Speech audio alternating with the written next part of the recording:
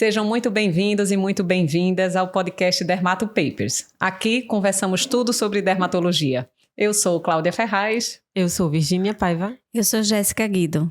E hoje nosso podcast é sobre hidroxicloroquina, como manejar essa medicação.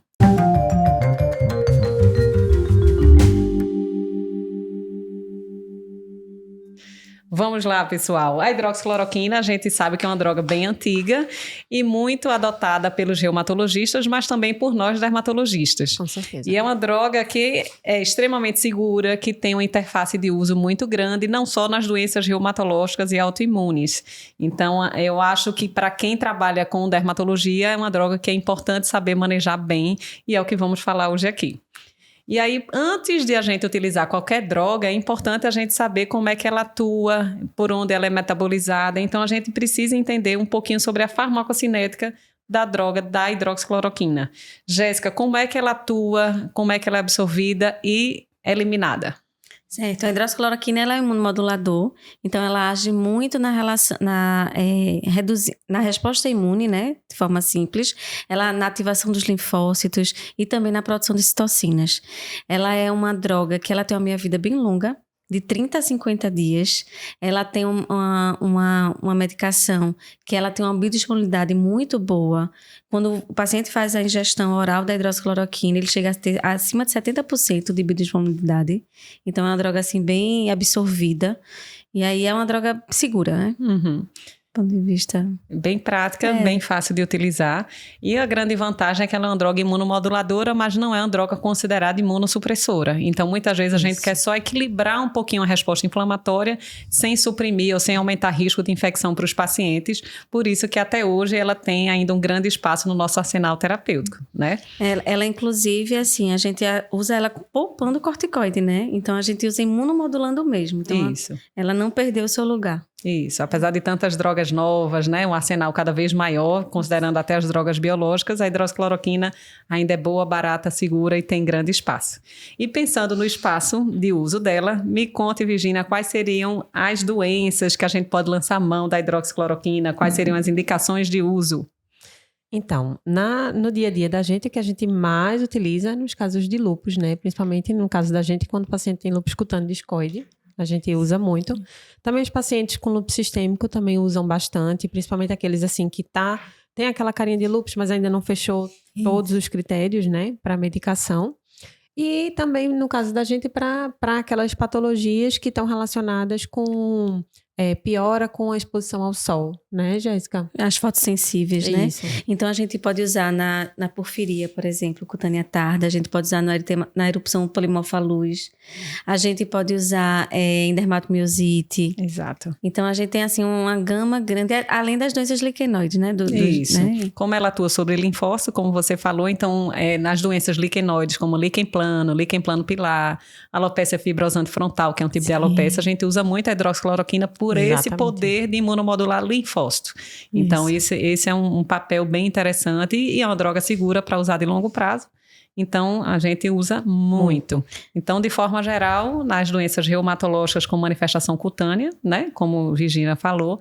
Então, lúpus em especial, seja sistêmico, discoide ou qualquer outro perfil cutâneo, né?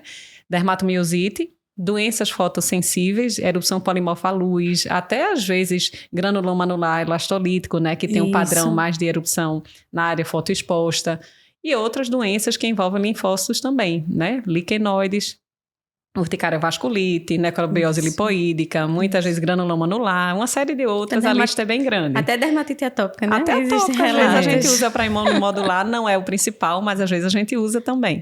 Então, o arsenal é grande. E a gente aproveitou, e para o pessoal que está assistindo no YouTube, a gente colocou uma tabelinha, né? Isso. Com algumas dos principais usos. Isso. Então, quem tiver a curiosidade de olhar... Mas vocês vão ver que vamos falar bastante de hidroxicloroquina em diversos outros cenários terapêuticos específicos para cada doença, tá? Além dessas indicações, de forma geral, a gente usa muito de forma crônica e a gente tem que saber indicar e prescrever. Como é que a gente calcula e como é que a gente orienta o uso da hidroxicloroquina no paciente que você indicou, Virgínia? Então, a gente tem que fazer o cálculo, né? 5 miligramas quilo dia, normalmente, mas um máximo de 400 miligramas. Tá? Então, assim, se você calcular a dose der menos de 400, você vai fazer aquela dose menor.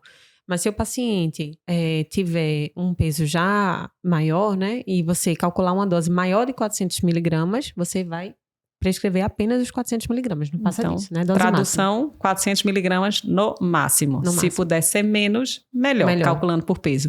E como é que você faz esse ajuste do cálculo diário, né? A gente não industrializado, a gente só encontra hidroxicloroquina de 400 miligramas. Como é que você orienta o uso do paciente, por exemplo, que tem um peso menor e que calcula uma estimativa, sei lá, de 300 miligramas dia, Jéssica?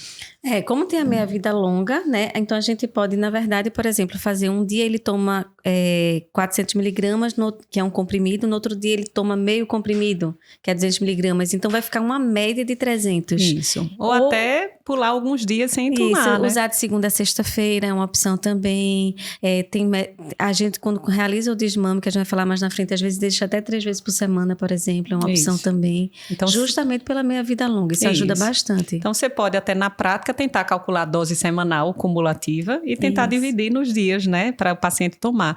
Pensar sempre em facilitar a adesão do paciente. Então deixa a coisa meio fixa, segunda a sexta, segunda a quinta, segunda, quarta e sexta, tentar facilitar para não confundir muito, hoje é hoje é meio, vão facilitar a vida, mas aí você calcula e tenta traduzir aquela dose geral na semana, tá?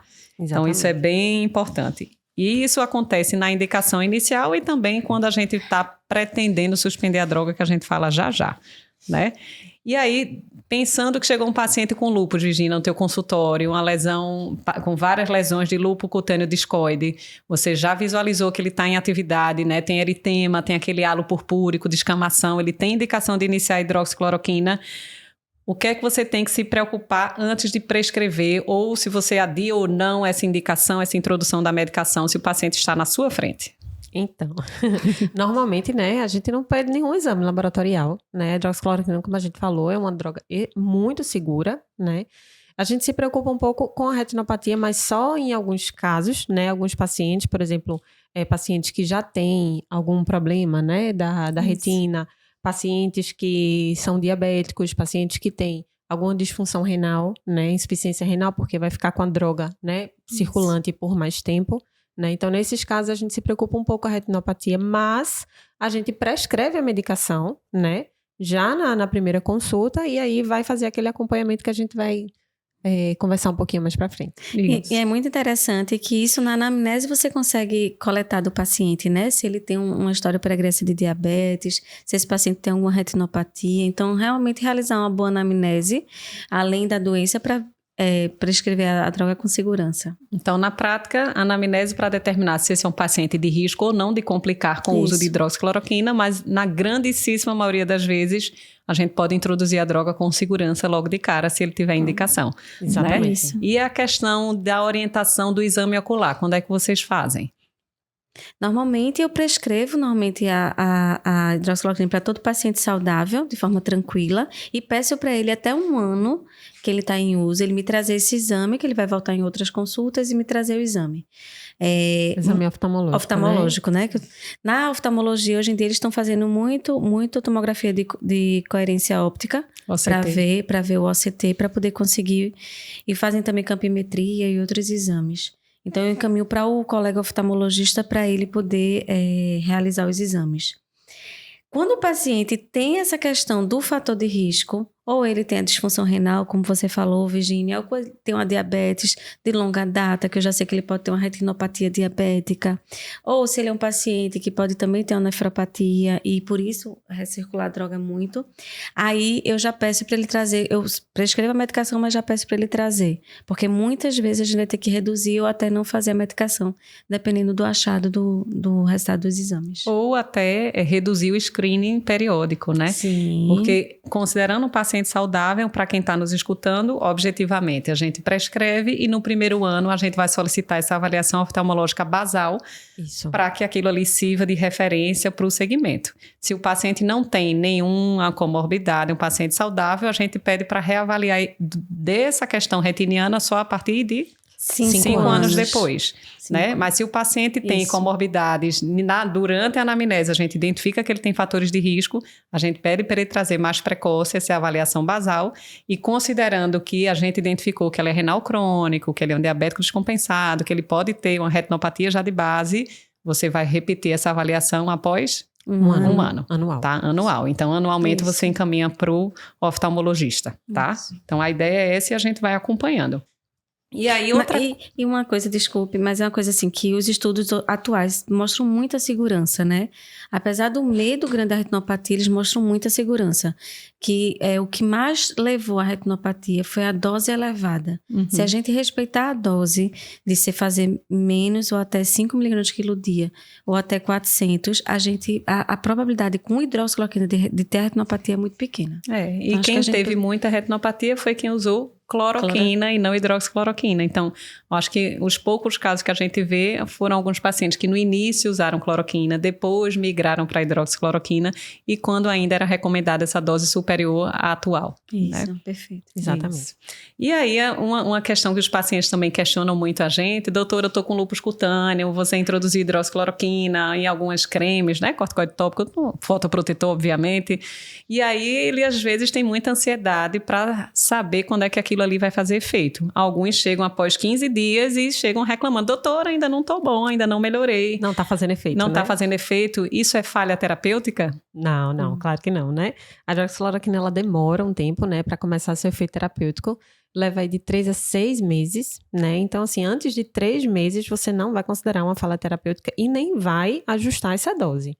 Né, Jéssica? Tem até alguns relatos de um ajuste de dose, né, de médicos fazendo dose muito alta, né, para tentar ter esse efeito e acaba tendo a retinopatia e não tem o efeito da droga. Existem estudos que médicos prescreveram 1.200 miligramas de hidroxicloroquina nesse início, para tentar talvez fazer uma pulsoterapia, uma dose de ataque. Uma superdose, uma dose de ataque, exatamente.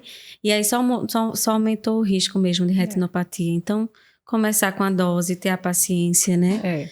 Não tem nenhuma vantagem em aumentar a dose inicial, vai aumentar só a toxicidade. Então, explicar, o paciente tem que ter paciência para realmente a gente só queimar, entre aspas, a droga quando ela realmente tiver o tempo de efeito pleno para a gente removê-la ou não, né? Não vai também sair trocando sem necessidade e sem esperar ela atuar de forma correta, plena, né? E aí o paciente vai usando a medicação e alguns usam por diversos anos, né? Pacientes com muitas condições crônicas e alguns se preocupam com efeitos colaterais. Quais seriam esses efeitos colaterais mais frequentes? O que é que a gente tem que orientar o paciente para ficar atento quando inicia essa medicação de longo prazo? Então, tem alguns relatos de alguns efeitos gastrointestinais, né? Náuseas, vômitos de conforto, mas particularmente eu, na minha prática clínica, não tenho. Nunca tive nenhum paciente que teve problemas gastrointestinais com essa medicação. O que a gente vê muito é a hiperpigmentação, né? Da pele, aquela pigmentação mais azulada, né? Que acontece. E a gente pode ter também algumas... Ai, gente, me ajuda aí. Às vezes racha, tontura, zumbido. Mas algumas alterações cutâneas, né? Racha morbiliforme, psoriasiforme e até a pega, né? Isso geralmente é no início, né? Esses rachas iniciais, tontura, zumbido, algum desconforto gastrointestinal, geralmente são transitórios, né? Tem, inclusive, uma erupção que é um pouco mais intensa, né? Que pode incomodar mais o paciente, que é bem descrita com a hidroxicloroquina, que é a pustulose exantemática aguda, generalizada aguda, que a gente resume como pega, né? E isso é bem descrito com a hidroxicloroquina e costuma ser uma erupção aguda. Então, nos primeiros 2 meses de introdução, não é um paciente que já está há anos usando hidroxicloroquina, né? E como é que a gente mais ou menos explica como é essa erupção, Jéssica, para quem nos escuta em casa? Normalmente vai aparecer uma mácula e depois vai virar uma placa vermelha, eritematosa, por isso daí o nome. E o nome, a parte da palavra pustulose é justamente porque aparecem micropústulas em cima, não foliculares. Então, se olhar perto, essas pústulas não saem do folículo piloso, é entre eles. E aí ela pode tanto ser placas localizadas, dispersas, ou pode ser até mais extenso mesmo Isso, e relacionado né? à droga. É uma farmacodermia, 90% das pegas são causadas por remédios, a hidroxicloroquina é uma das principais causas. Isso. Mas assim, eu não tenho, na minha vivência médica, eu não pego tanto paciente com hidroxicloroquina tendo pega, né? Não, é raro.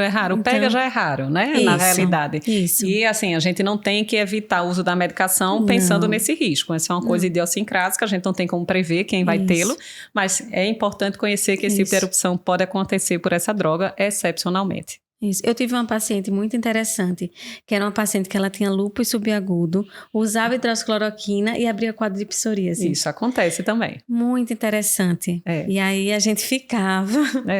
Hidroxicloroquina também, como Jéssica aqui salientou, é uma das drogas que pode exacerbar, né, psoríase. Então a gente tem que atentar e avaliar o custo-benefício de manter ou não a droga. Né? Isso. Então, Caso a caso, né? Cada paciente é um paciente. E psoríase é bem mais comum do que pega. Então, ficar atento a isso aí. E até lembrando, meninas, eu já tive paciente com lúpus sistêmico, que já usava hidroxicloroquina já de longa data, reclamava um pouco da hiperpigmentação, que predomina em área de trauma, área fotoexposta, né? Cotovelo, mão, tal, face. E sem nem informar nem a mim, nem ao reumatologista, quis fazer escleroterapia para varizes de membro inferior. Perfeito. E aí ela voltou com uma mega hipercromia pós-inflamatória, né? Porque qualquer local de trauma ou inflamação é sítio de pigmentação de hidroxicloroquina. Então, o que era para, digamos, atenuar o efeito estético, né, das pernas, acabou marcando ainda mais todo o caminhozinho das varizes. E eu digo, por que você não perguntou? Né? Lógico, aquilo ali vai sumir com o tempo, especialmente na suspensão da droga, mas fica aquela insatisfação, né, do paciente com aquilo, e não foi erro nem culpa de absolutamente de quem fez o procedimento, foi a questão de falta de comunicação para a gente orientar da melhor forma. Interessante que a maioria dos artigos, eles mostram que acima de 90% dos pacientes que evoluem com essa hiperpigmentação nos locais dos traumas e das equimoses mesmo. Então, pacientes fazem ventosoterapias, por exemplo, ou que fazem exercícios, por exemplo, que podem ter, tipo, futebol. Muito atrito, né? Muito atrito, aí pode também... hiperpigmentação, mas isso também não leva a nenhum risco, nem é mais uma questão estética. E considerando os efeitos colaterais mais raros, né? O que é que a gente tem que atentar para o paciente orientar? É raro, mas acontece, né? Especialmente quem lida com um número grande de pacientes que usam hidroxicloroquina, né? Além da pega, que é excepcional, mas está descrita que outros cuidados a gente tem que ter e ficar atento. É com a retinopatia, retinopatia. Né? Então, a gente vai pensar muito sempre perguntar como é que está o cuidado visual do paciente, né? A gente tem que ter perguntar se ele está vendo bem. E tem que fazer parte da nossa anamnese.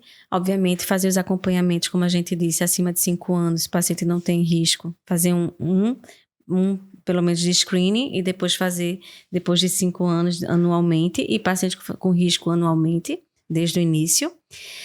A gente tem que, normalmente, na retinopatia, ver a dose. Então, assim, o que a maioria dos estudos mostraram é essa relação. Por exemplo, se você não lembra que a dose pode ser até 400, você pega um paciente obeso e você faz uma dose 5 miligramas quilo. E aí você arrisca ele. Você tem um paciente muito magro que você não ajusta também, não faz menos que 400. Então, ter esse cuidado de ajustar a dose para o peso. Sempre saber como é o peso do paciente. É um paciente que vai ser seu paciente por muitos anos. Então, você tem que sempre reavaliar esse peso dele. Isso, inclusive, tem um efeito colateral que é raro, né? Que é a anemia hemolítica, né? Está associado à deficiência de G6PD. Mas que só acontece se você ultrapassar essas doses recomendadas. Isso, né? Tanto que essa pesquisa de deficiência da G6PD a gente não faz no screening para usar a hidroxicloroquina, né? Isso existem relatos de literatura naqueles pacientes que usavam hiperdose, né? Antigamente. Isso. Então, hoje não precisa fazer parte da rotina de forma alguma. Tranquilamente a gente inicia, né? Outros efeitos colaterais são bem mais raros, discrasia sanguínea, miopatia, mas isso aí a gente vai muito pela queixa do paciente e não vai cascavilhando sem necessidade, né? Não o paciente vê, ele relata. Mas a retinopatia ainda é uma coisa que a gente discute muito ainda na literatura e é o que se discute em quem acompanha, fica o receio do paciente, que é o efeito colateral mais temido, sem dúvida nenhuma, e a gente aqui tem que salientar qual é o perfil do paciente que está mais sujeito a esse tipo de efeito. Certo, o paciente que já tem alguma retinopatia de outra causa, Então, ele tem uma maculopatia, ele tem alguma retinopatia. Paciente que ele tem doença renal, porque justamente vai fazer a droga circular mais, vai deixá-la mais tóxica. Paciente que é diabético, que é um paciente que a gente fala só para reforçar, porque a gente sabe que o diabético de longa data tem risco da retinopatia. E de nefropatia. E de nefropatia também. Né? Pois é. E pacientes que fazem superdoses. Então, assim, eu gosto muito, assim, quando eu pego um paciente que ele já está em uso por osteoartrite, por várias outras indicações, eu pergunto, mas qual é o seu peso? E eu sempre recalculo para ver se aquela dose está correta para o paciente. Se a gente fizer isso, a chance de retinopatia é muito pequena, muito. E entra nos casos raros de complicações. Certo. E quando o paciente, se ele faz esse acompanhamento e a retinopatia começa a ocorrer de forma progressiva, a interrupção da medicação muitas vezes faz regredir a retinopatia. Então, por isso que o acompanhamento anual dos pacientes que têm risco, ou assim, após 5 anos, de quem não tem risco anualmente também, é importante porque qualquer piora, você pode reduzir dose e isso fazer regredir. A retinopatia, o paciente vai evoluir incipiente, com a você perda consegue, da acuidade, né? sim. Isso. E além do acompanhamento oftalmológico, como é que a gente costuma fazer esse segmento do paciente? Tem gente que pergunta, precisa fazer exame sérico, vigiar função hepática, renal, pelo risco de toxicidade, ou vocês fazem esses exames por outro motivo? Eu faço por outro motivo, porque muitas das doenças que a gente acaba prescrevendo são doenças que a gente precisa fazer screening para ver se são sistêmicas, como por exemplo o discoide. Aí a gente vê se o paciente sistematizou, então a gente pede screening anual. Mas o paciente acaba fazendo por outras coisas, mas não por causa da droga hidroxicloroquina. em si. E isso funciona também. Se você vê que realmente se o paciente não tem nenhuma disfunção renal, você não vai ter que ajustar a dose. Né? Então a gente às vezes pede exame só para ver se ele apareceu com outra comorbidade que vai classificá-lo como de maior risco para retinopatia.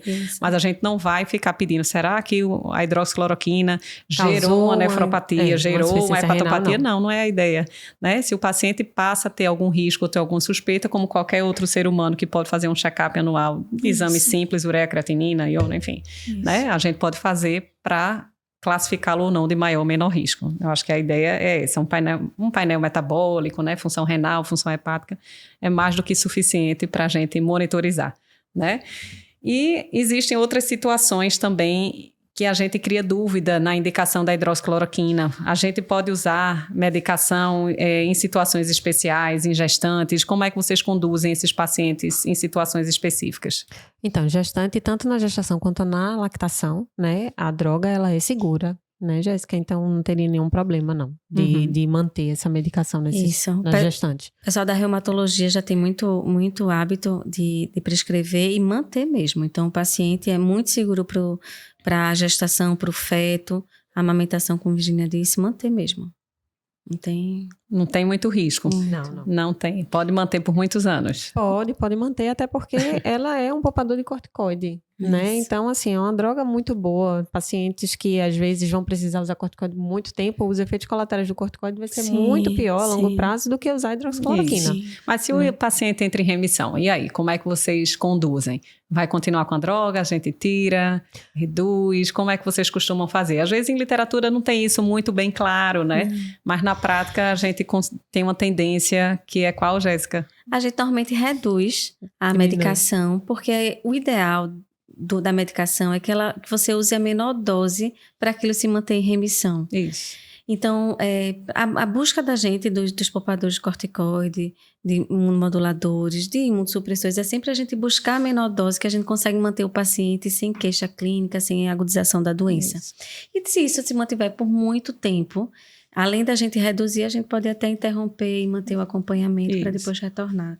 Mesmo interrompendo, não perder o segmento desse paciente, né? A anamnese exame físico, sim. Não é porque a gente suspendeu que a gente não pode reintroduzir. Né? Então, a ideia, de forma geral, nessas doenças inflamatórias, autoimunes ou com fotossensibilidade, se não for coisa genética, né, prévia, que a gente tem doenças, né, fotodermatoses genéticas, a ideia é que a gente comece com a dose plena. Depois que entra em remissão bem tranquila por meses, a gente pode reduzir a dose, continua bem tranquilo, meses ou até anos, aí a gente pode considerar a suspensão da droga, né? Exceto se tiver alguma questão muito grave, um lúpus sistêmico muito grave, né? Com atividade intensa, com difícil controle, ninguém vai inventar, né? É uma droga tranquila para manter. Eu acho que a ideia é essa. Alguma informação a mais que vocês querem considerar? Não, acho que é isso, né? Que a gente precisa saber o básico para poder a gente manejar no dia a dia a hidroxicloroquina. De forma geral, também para quem está nos acompanhando, a gente tem um cuidado, o hidroxicloroquina a gente tem tanto industrializado como manipulado, ter um certo cuidado, né? Considerando que a gente está falando para o Brasil todo, algumas farmácias de manipulação não certificadas, às vezes em locais, né, não capitais, acontecem às vezes de ainda hoje usar cloroquina. Então, tenha um certo cuidado, conhecer a referência, o que vocês estão prescrevendo, porque às vezes a gente fica sem entender porque o paciente evoluiu com retinopatia precoce e ainda a droga é antiga, mas ainda existe no mercado. Então, tem que ter um pouquinho de atenção, tá? Isso. Então, ter esse cuidado para quem fica em casa aí, for prescrever, fiquem atentos, tá? Isso. Então, se você gostou desse podcast, indica para os amigos, compartilha, curte, pode colocar alguma dúvida, algum comentário aqui e continue nos seguindo em todas as redes sociais, dermatopapers.oficial.